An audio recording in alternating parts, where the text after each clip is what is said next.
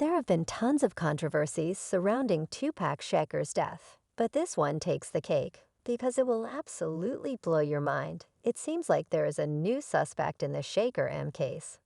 And no, it's not Diddy. Jamie Foxx has apparently decided to push Quincy Jones under the bus for planning and executing Tupac's death. And you're blowing it, and I need to help you with it. And I said, well, oh, I'm sorry what I need to do, so she took me to Quincy Jones's house. And he had all the right reasons to pull this off according to Jamie. Jamie, in his element, is dishing the dirt. And he's talking about Quincy's supposed lust for Tupac. But that's not all. Fox, no stranger to Hollywood's hush-hush affairs, dives into the mess himself. Rumors of Quincy's advances for *AEM*, purportedly purposes entangle Jamie too. Like, really, Quincy, you're allegedly orchestrating Tupac's exit. And you've got time for this too? Well, yes, apparently. But what did this blockbuster record producer of his time have to gain from this? Hit a huge incentive. In fact, more than one-for-one. Tupac seemed to become a huge threat as days went by. And one thing the lead artists from the music industry can't afford is a replacement. Simply put, Quincy did not like the threat Tupac's constant presence posed on his career, so he might have used his influence to get Tupac out of the way. This was hinted upon by LAPD Detective Greg Kading, the investigator of Biggie Smalls and Tupac's deaths. Apparently, he stumbled upon a revelation that Quincy might have played a clandestine role orchestrating Tupac's M. The purported motive, as outlined by King, suggested that Quincy Jones sought to exert control over rising stars in the industry by forcing them into compromising situations contrary to popular belief. The narrative proposes that Jones, with his intricate network and industry influence, could have manipulated the strings behind the scenes. The hit was not merely a feud between East and West Coast hip-hop, but a calculated move by Jones to maintain dominion over the industry's narrative. But there was a far bigger picture than that. It seems a legend like Quincy wouldn't go that far.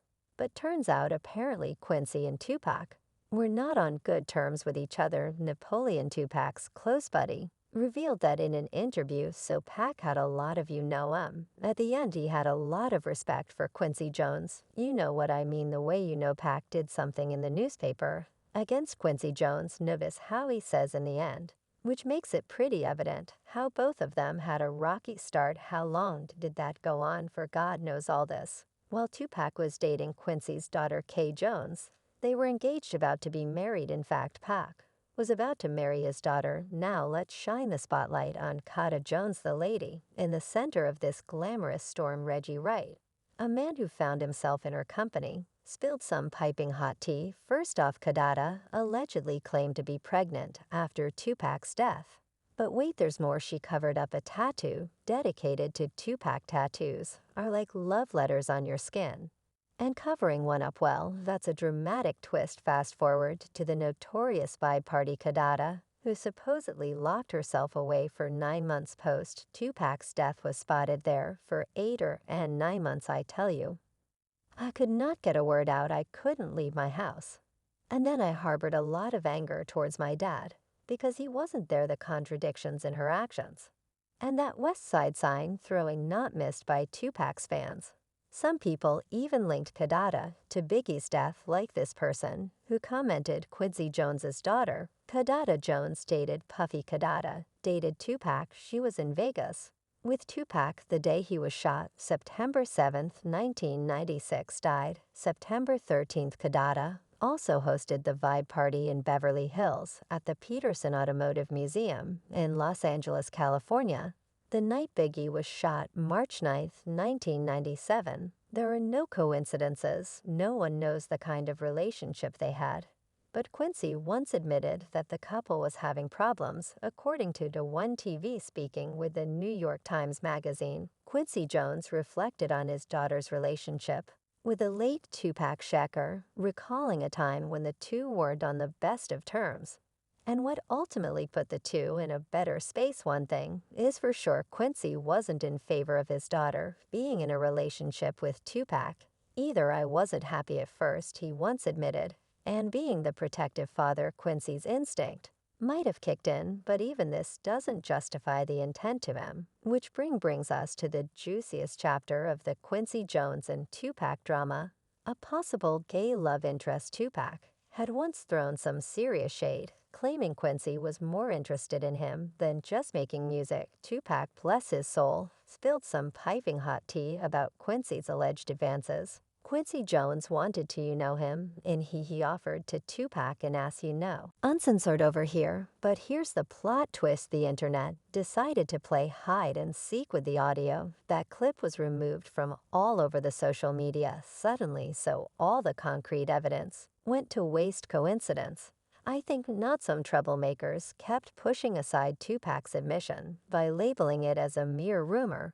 But many of his supporters stepped up and claimed that Tupac had in fact talked in an interview about how Quincy came at him. One person commented, Pac said that Quincy Jones came at him in an interview with his own mouth. The interview can't be found anywhere, of course. But I've watched it a few times. It was never a rumor. Another added there was a recording of Quincy telling Pac that they got to sleep together. And Pac said to him, I don't get down like that. Anyone remember? I think Quincy was trying to get Pac into Illuminati shy.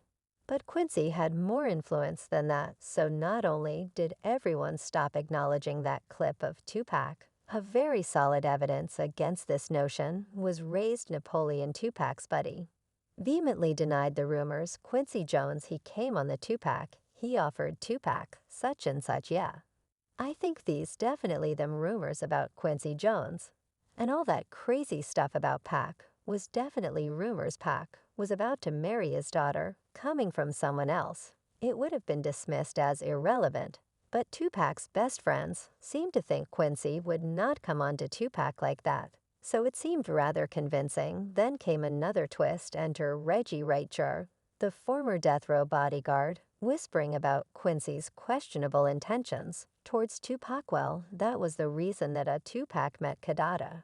Right, one of the daughters took offense to it. But despite hundreds claiming they heard Tupac spill the tea, those close to him insisted it's all an illusion. Are we in the Matrix? Or did someone just pull off the internet's grand disappearing act?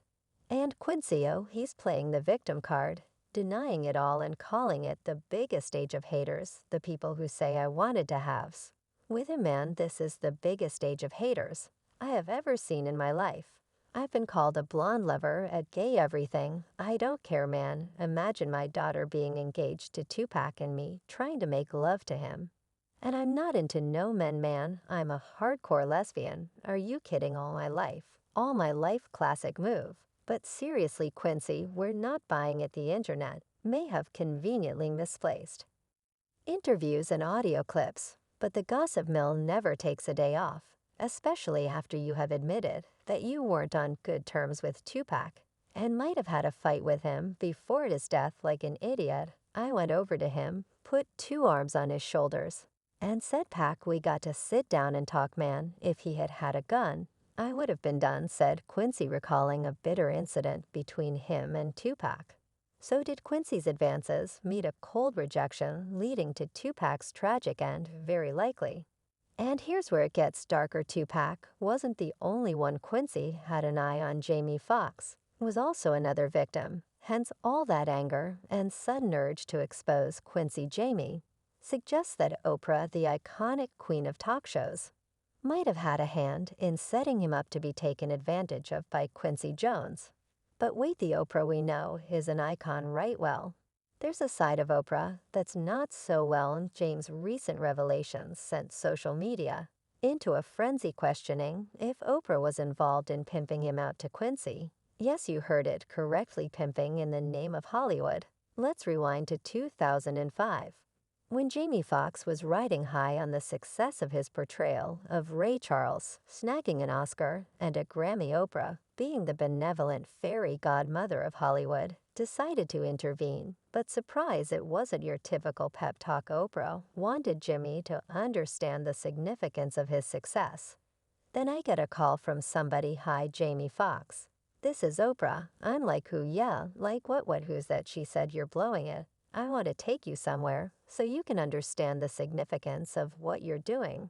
So she whisked him away to the home of none other than Quincy Jones. And he had very peculiar advice for Jamie Quincy. Said, "You're doing good, man. We just don't want you to blow it, baby man. Like working with Charman, you know Frank Sinatra, baby, you know."